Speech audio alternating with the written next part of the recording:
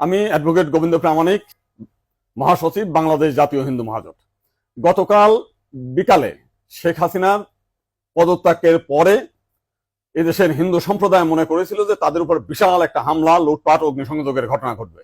কিন্তু গতকাল বিকালেই বিএনপি এবং জামাতের নেতারা তাদের নেতৃবৃন্দকে হিন্দুদের বাড়িতে হামলা, লুটপাট, অগ্নিসংযোগ যাতে না হয় এবং প্রত্যেক মন্দিরে যাতে পাহারা দেয় সেই ব্যবস্থা করার নির্দেশ দেয়। এবং গতকাল থেকে আমরা দেখেছি সেই পাহারা দিয়েছে। সাধারণভাবে হিন্দুদের উপরে বড় কোনো মন্দিরে কোনো হামলার ঘটনা ঘটে নাই। কিছু আওয়ামী লীগের হিন্দু নেতা আছে যারা বিভিন্ন সময় লম্পঝম্প করেছিল, তাদের বাড়িতে, শুধু হিন্দু বাড়ি না, মুসলিম আওয়ামী লীগ নেতাদের বাড়িতে হামলা হয়েছে, লুটপাট হয়েছে এবং সামান্য কিছু সুযোগ সন্ধানী এলাকা ভিত্তিক তারা কিছু সামান্য মন্দিরে হামলা করেছে, সেটা ব্যাপক বিষয় না। কিন্তু আমরা দেখলাম যে ভারতের রিপাবলিক এইটাকে নিয়ে ব্যাপকভাবে রিউমার ছড়াচ্ছে, নানান কিছু মিলে উদ্ভট কথাবার্তা বলছে। এবং আজকে দেখলাম শেখ হাসিনার নিয়ে তারা কাহিনী তৈরি করছে, বঙ্গবন্ধুর স্ট্যাচু মানে ভাঙছে, সেটা নিয়ে তারা খুব দুঃখে সাগরে ভাসছে।